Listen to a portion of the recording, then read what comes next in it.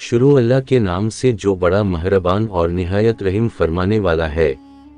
حضرت سلیمان علیہ السلام اور چیونٹی کا واقعہ۔ حضرت سلیمان علیہ السلام اللہ کے برگزیدہ نبی اور ایک عظیم بادشاہ تھے۔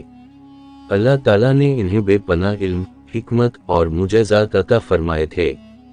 حضرت سلیمان علیہ السلام کو جنات، انسانوں اور جانوروں پر بھی حکم چلانے کی طاقت دی گئی تھی، اور انہیں مختلف زبانوں کی سمجھ اور بولنے کا بھی علم عطا ہوا تھا، یہاں تک کہ وہ پرندوں اور چیونٹیوں کی زبان بھی سمجھ سکتے تھے۔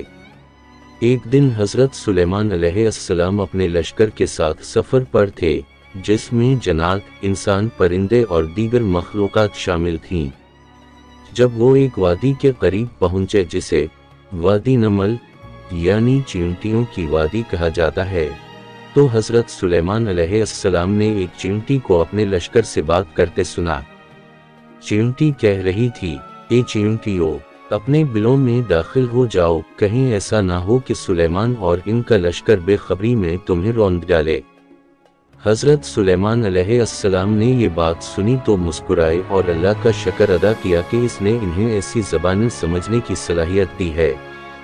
پھر حضرت سلیمان علیہ السلام نے اللہ تعالیٰ سے دعا کی، اے میرے رب، مجھے توفیق دے کہ میں تیری نعمتوں کا شکر ادا کروں جو تو نے مجھ پر اور میرے والدین پر فرمائی ہیں، اور میں نیک اعمال کروں جن سے تو راضی ہو، اور مجھے اپنی رحمت سے اپنے نیک بندوں میں شامل فرما۔ حضرت سلیمان علیہ السلام نے چیونٹی کی فریاد سنی اور اپنے لشکر کو حکم دیا کہ وہ چیونٹیوں کی وادی سے آہستہ اور احتیاط سے گزرے تاکہ کسی چیونٹی کو نقصان نہ پہنچے۔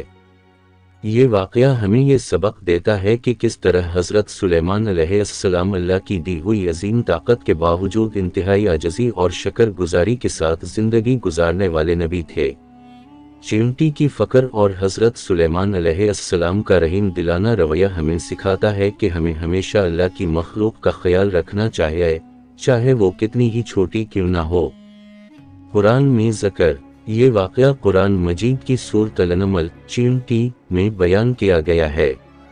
اس واقعے کو اپنے دل میں جگہ دیں اور یاد رکھیں کہ اللہ کی قدرت ہر شے پر محیط ہے، اور ہمیں اپنی نعمتوں کا شکر گزار ہونا چاہیے۔